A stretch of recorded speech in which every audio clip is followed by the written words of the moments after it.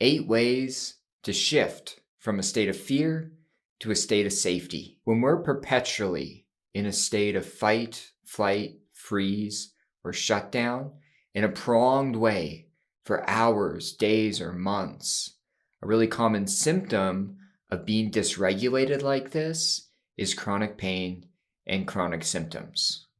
Now, when we talk about a state of safety and connection, I call it. This is what they refer to as the ventral vagal state.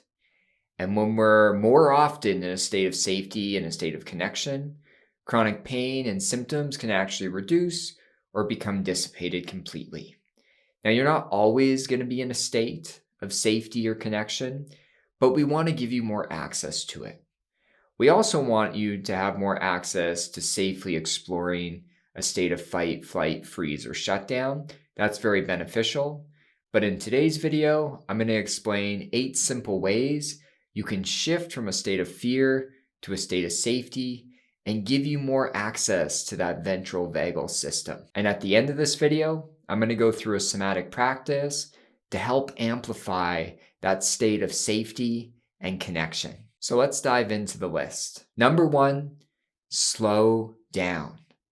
Whenever I'm moving into a state of fight or flight, of fear or anger, the first thing I do is I slow down. I slow down my movement and I slow down my speech. Now, not so much that I'm coming off kind of odd and weird, but even if you slow down your movements and your speech by 5 or 10%, and you consistently remind yourself to do that throughout the day, you are bettering your chances to shift out of fight or flight. You have to understand that when we slow down our movement and we slow down our speech, naturally our breathing slows and our heart rate slows. And we're slowing down the physiology so that you can be in that state of safety and connection. Now, the problem is when we're in a state of fight or flight, things really speed up. The urge is to move quicker, to talk quicker, to do more. But if you can just slow down consciously and intentionally, just your movement and your speech, sometimes that's enough to bring on a little bit of that safety and connection that's going to help you heal from your chronic pain and symptoms. Number 2, take the pressure off. Again, when we're in a state of fight or flight, we feel all this pressure. We feel this pressure to do more, to be more intense, to push more intensely at whatever we're doing, jam everything in, put as much effort into everything that we're doing. And a great way to exit more of a fight or flight state is to just take that pressure off. For myself, I'm a perfectionist, a recovering perfectionist, but can be perfectionistic at times. And if you're a perfectionist, you know that the amount of effort you put into every single thing in your day is like 150%. So what I tell myself is give this task 60 to 70% effort. So I still do things in my day. I'm recording this video, but even as I record this video, I'm only giving it 60 or 70% effort. And what you'll learn, to all my perfectionists out there, what you're going to learn is that by only giving it 60 or 70%, that's most people's hundreds. That's what they're kind of functioning day to day. So even just taking the pressure off, putting less effort into things, or you can just take out one task from your day. You know, we wake up and we have this huge to-do list, and instantly, even for myself, even this morning when I was looking at my to-do list, I felt this burst of fight or flight, this burst of pressure. And so I just took a task out. I moved it to later in the week. It's a really simple way you can shift to more of a state of safety and connection. Number 3, use safe self-talk. We have so many fear thoughts throughout our day, obsessive thoughts, despairing thoughts, catastrophizing thinking, all this negative thinking. If it only happened for 5 minutes a day, you'd probably be all right. But a lot of people with neuroplastic pain, neuroplastic symptoms, because we're always in a state of fight, flight, freeze, or shutdown, we have this negative thinking that's taking place. Story follows state, as Deb Dana talks about. So if your state is one of danger, your thoughts, the story in your mind is going to be one of danger. Now, a lot of what I do is more this bottom-up processing with people, and we're going to do a little somatic practice at the end of this video that is more bottom-up, but I do some top-down. And so safe self-talk, it's not lying to yourself. It's challenging the thoughts that you're having and changing them with more logical reasoning. Don't lie to yourself. Don't tell yourself, oh, I'm completely safe, even if there is some danger you're feeling. If there's some danger you're feeling and you're just lying to yourself, like, I'm completely safe, my life's beautiful, it's going to be way too far off from the truth to actually be beneficial. But it's challenging some of the worries. Are the worries maybe an 8 out of 10 intensity? Like, you think there's way more danger than there actually is. It's just being objective of like, okay, is this thought actually true, or is this thought helpful? And if not, if you're answering no to either of those questions, can I change this thought to be a little bit more reasonable and to create some safety and some connection? When we talk about our thoughts around our pain or our physical symptoms, we use our evidence, our neuroplastic evidence, to remind ourselves that our body's actually okay. Our body's not damaged or diseased. I have a whole video on this. I'll link to the top and put down below, explaining this in detail. But safe self-talk, super important. Try to pepper yourself with this throughout the day. Use some of that top-down processing, challenging your thoughts and beliefs to changing the physiological response inside. Number 4, vagal tone exercises. Vagal tone is how toned your vagus nerve is. And that state of safety and connection, that ventral vagal state, we have more an ability to access it if our vagus nerve is more toned. I have a whole video that I've done in the past on this, so I'll keep it really simple today. We want to tone our vagus nerve. So things like breath work, breathing in and out through the nose, having an extended exhale, having the exhale be twice as long as the inhale. That's a vagal toning exercise. Things like massage or tapping routines can also be a vagal toning exercise that can be very beneficial. Things like exposure to cold water also tones your vagus nerve, very beneficial. Later in this video, when we go through the somatic practice, I'll do a few vagal tone exercises in the mix, but practicing some of this can be really beneficial. If you want a whole vagal tone exercise, I did one a few months back. I'll link it to the top and put it down below. Practice that meditation. Great resource for you all that's here for free that you can use each and every day if you want to tone that vagus nerve. But the more toned our vagus nerve becomes, the more access we have to this state of safety and connection, and the more easily you're going to be able to shift out of fight, flight, freeze, or shutdown. Number 5, somatic movement. Movement is medicine. I've said this many times before. Movement helps you slow down your physiology, regulate your nervous system, process emotions and dysregulation inside, and learn how to move through it and release it. It also teaches our brain that we're safe to move, which for many people with chronic pain and symptoms, we don't think we're safe to move. And so this gentle, slow somatic movement is a great way to retrain your brain and regulate your nervous system. I have a few Qigong practices on the channel that have some really slow movements. I'll link one to the top and put it down below. But even just subtle movements and being mindfully attending to your body as you're doing it is a great way to exit fear and enter safety. And later, when we do the meditation, I'll do a simple somatic movement that you can do sitting down. That's a really beneficial one. It's one that I use every single day. Number 6, give yourself self-kindness phrases. I love self-kindness phrases. This comes from 2 huge researchers in the self-compassion space, from Kristen Neff and Chris Germer. Self-kindness phrases are wishes, well wishes that you're making for yourself, that are meant to instill a state of self-compassion and kindness. They're concise, simple messages, and you make them in the form of a wish, because they're not positive affirmations. Positive affirmations work well if you're already feeling good, but if you're not feeling good, if you're feeling down, or if you're feeling in a state of fear, and you tell yourself, I'm beautiful, I'm strong, it feels too far off from the truth for it to land. But a wish can always be true.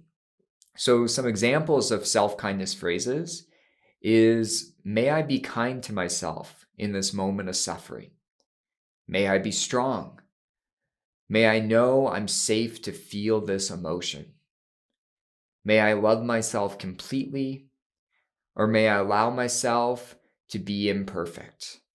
These are self-kindness phrases that you're providing to yourself. Now, I would always tell people, come up with 3 or 4 that land for you. And you can almost cycle through them. Like each time you exhale, you can say one in your mind. And then the next time you exhale, say the next one, and just rotate through them. If you have 3 or 4, rotate through them a handful of times. It's going to help you access self-compassion. And self-compassion is a big part of a state of safety and connection. Number 7, create a safe space. There's so much stimuli in our external world that sends signals of danger to our nervous system. And they may or may not be accurate. When we're constantly dysregulated in a state of fight, flight, freeze, or shutdown, we're constantly dysregulated. What's going to happen is your nervous system is going to be picking up on all of these signals of danger externally to you that may not actually be there. You might be completely safe, but when we're in a dysregulated state, the nervous system becomes wired to pick up a sense of danger, a sense of threat, even if it doesn't exist. And so one thing you can do is create a safe space. For myself, I'm always mixing mine up. I have some low lights, some salt rock lights that I use in the morning when I'm doing my meditation. I sit in the room of my house that at that time I feel the safest in. I might have like a cozy blanket that I have wrapped around me. I might put on some really subtle background music that I interpret to be quite safe and calming. So I'm creating this safe space. There's rooms in my house, to be honest, that I feel more sympathetic energy, more fight or flight. Right now I'm in my office. I associate my office with work. And I like work, don't get me wrong, but it does increase this sympathetic energy. So I tend to not meditate in this room. I do it somewhere else. Essentially, I'm taking cues off my nervous system. I'm listening to my nervous system in terms of what externally to me brings about a state of safety and connection. So practice this. This is something you can have fun with, but try to create a safe space for yourself. It can be really beneficial, especially if you're trying to do some deep breathing, vagal toning exercises, qigong, like whatever you're doing. It's best done if you can create a safe space for yourself. And finally, number 8, visualization. So often when we're dysregulated, fight, flight, freeze, shutdown, we get these flashes of images or movies playing in our mind that are laced with a sense of threat and danger. This is how we work as human beings. If you're dysregulating your nervous system, the images in our mind, the movies in our mind that are playing out are typically one of threat. And so visualization can help shift this. And it doesn't need to be done for 20 minutes a day.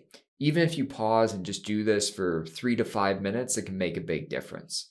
I always tell people, can you practice visualizing a person, place, or animal that brings about a sense of safety or a sense of connection? Or can you visualize a past memory, a warm memory, a nostalgic memory that helps calm you? And just allow yourself to do this for 3 to 5 minutes. Really put all your senses into it. It can be really beneficial. In the somatic practice we're about to do, we're going to dive into it, and I'm going to utilize some of this visualization that you can help amplify a state of safety with. So this is my list of 8 ways to shift from a state of fear to a state of safety. And now we're going to go through a somatic practice. And this somatic practice, we're not focusing on nervous system dysregulation, we're not focusing on chronic pain or symptoms, and we're not focusing on difficult emotions. I have lots of videos on this channel that focus on that and help you process these things. But today, all we're doing is we're amplifying a state of safety and a state of connection.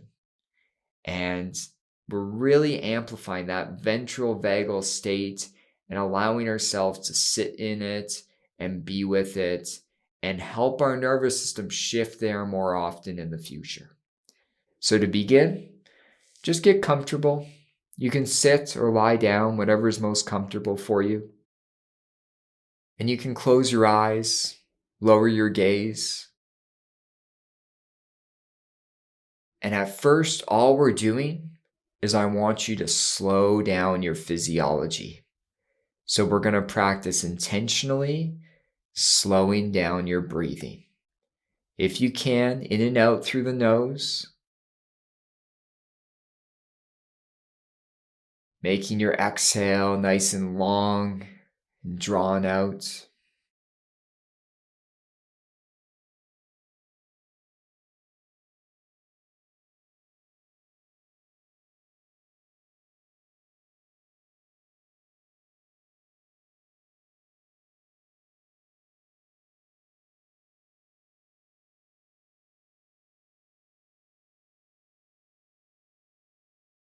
See if with each exhale, you can make it a little bit longer, getting to a place where the exhale is twice as long as the inhale.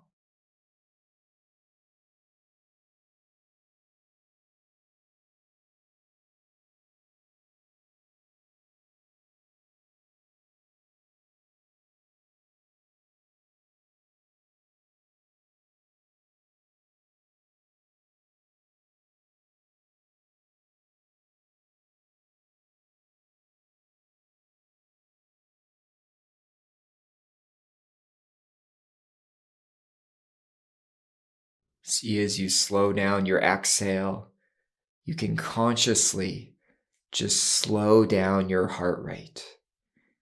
Just imagining physiologically everything is slowing down, supporting this state of safety.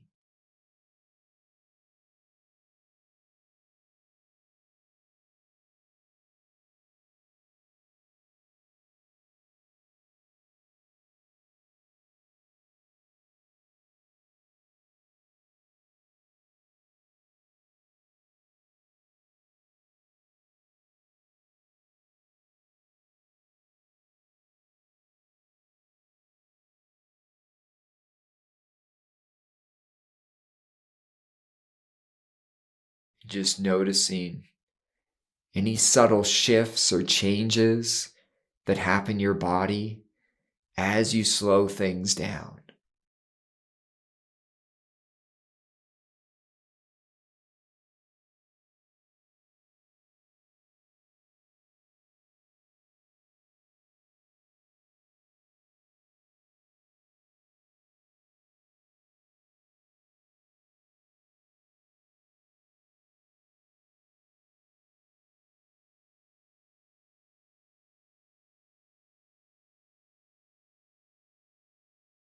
And now we're going to practice with a certain type of breathing, just releasing any pressure you're feeling in your day, any pressure you're feeling in this moment, just releasing it out in front of you.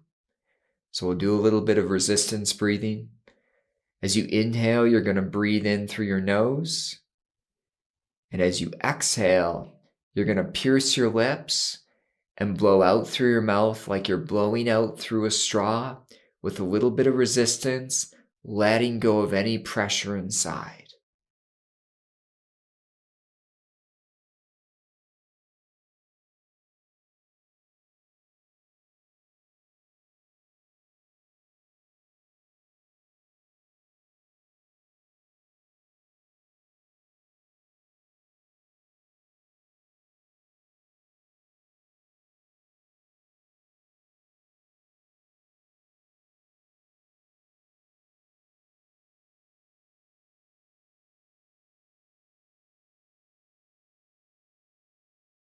Feeling the resistance in your breathing and just letting that pressure go just out in front of you.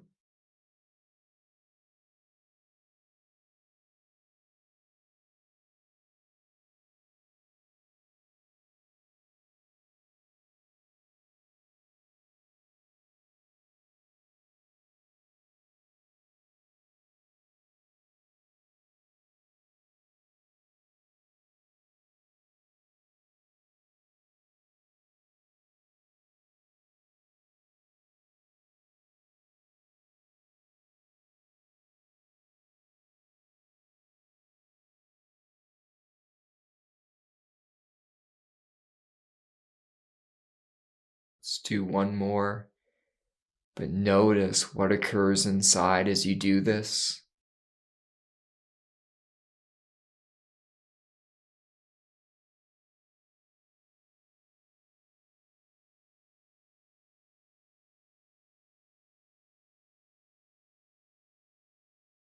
Let your breathing return back to normal.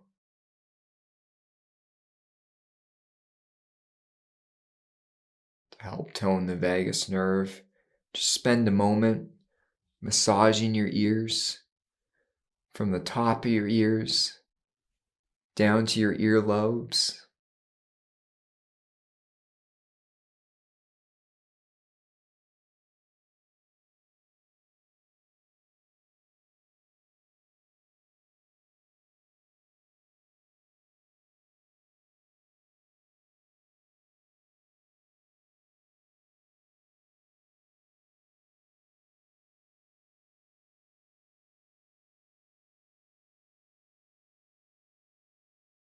Keep your breathing deep and slow.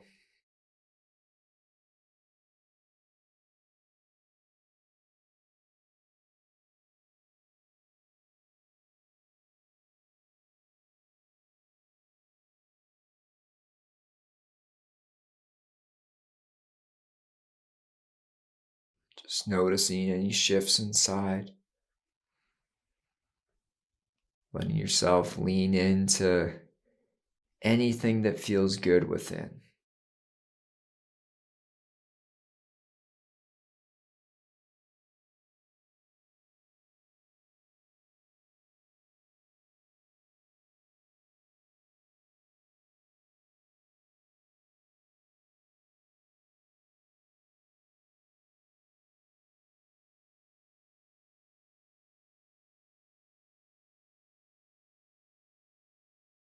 Bring your arms down. Just check in how you feel.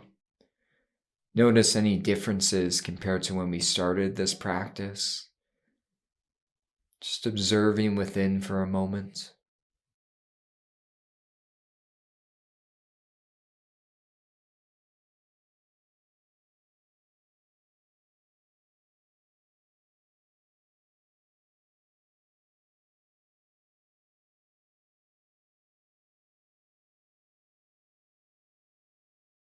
And now we'll just do a little bit of slow somatic movement. Just pairing it with the breath. So bring your hands in front of your abdomen, palms facing up. As you inhale, raise your arms up. And as you exhale, turn palms down, lower the arms. Inhale, turn palms up, raise the arms. Exhale, turn palms down, lower the arms. Just keep this going at your own rate.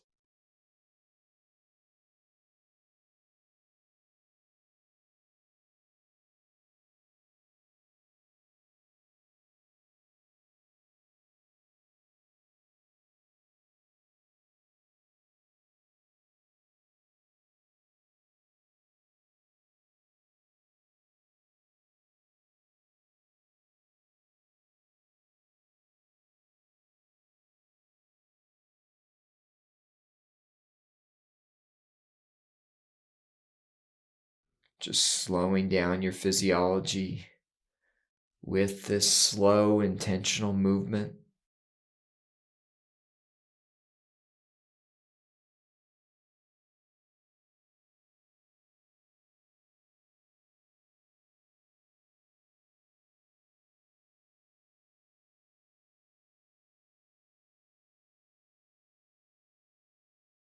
Attending to the sensations of the breath and the movement of your hands and arms.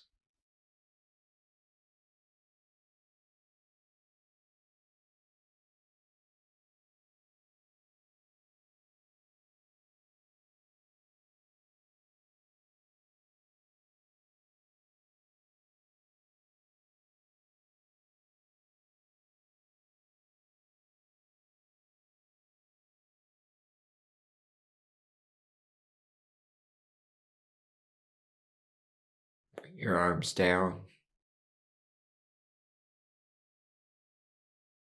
Just checking in again. Noticing what's going on somatically.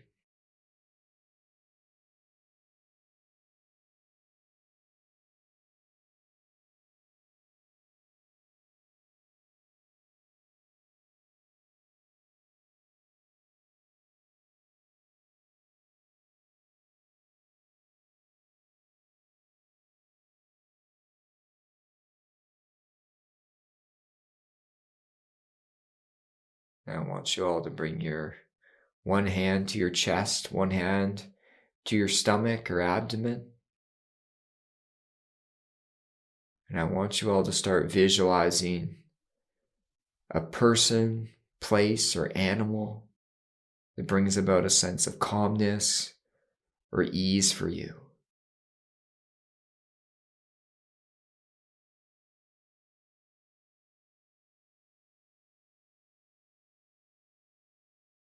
Once you've found something, really bring your senses there, visualizing this image vividly.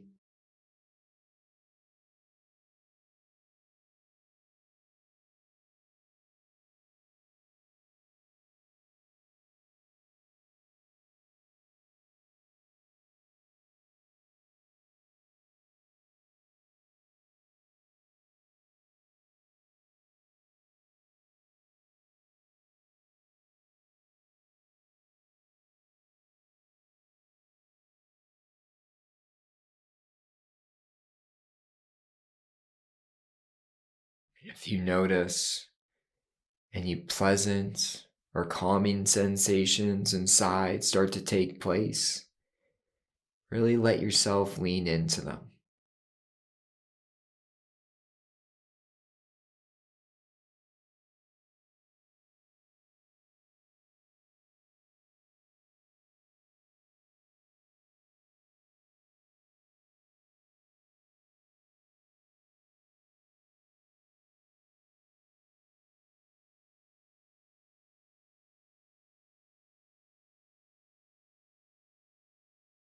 Just savoring these sensations.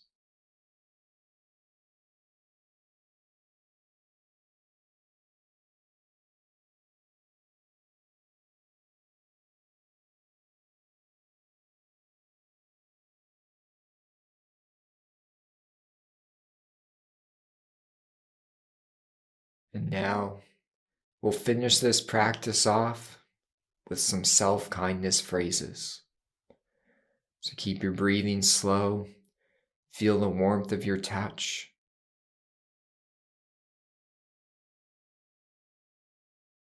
And just giving yourself some kind wishes.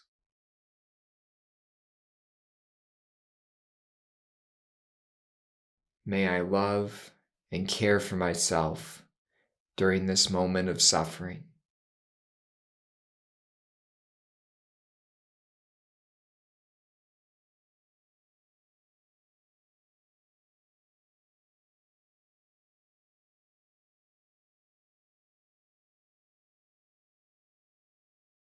May I be strong and face my fears.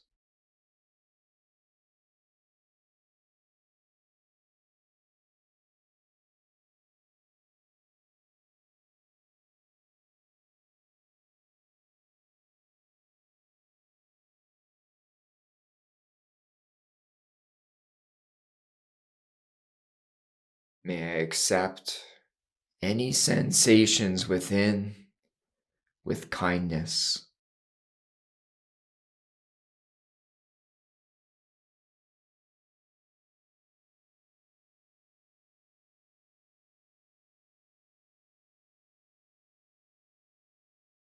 May I allow myself to be my authentic self.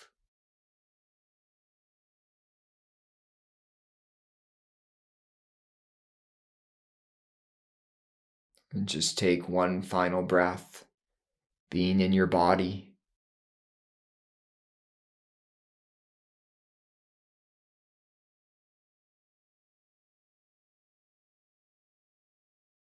And when you're ready, we'll bring this practice to a close.